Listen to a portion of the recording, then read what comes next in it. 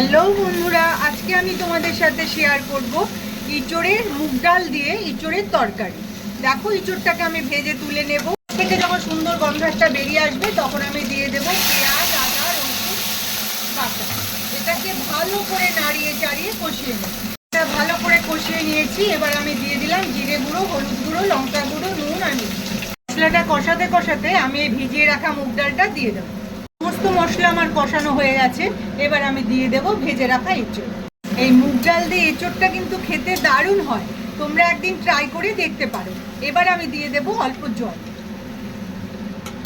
নতুন নতুন রেসিপি দেখতে শান্তাস কিচেন অ্যান্ড ব্লগ এই চ্যানেলটাকে সাবস্ক্রাইব করে পাশে থেকো। সব শেষে ঘি গরম মশলা দিয়ে নামিয়ে নেব। এই মুগ ডাল আর এঁচড়ের রেসিপিটা তোমাদের কেমন লাগলো অবশ্যই কিন্তু কমেন্টে জানাবে।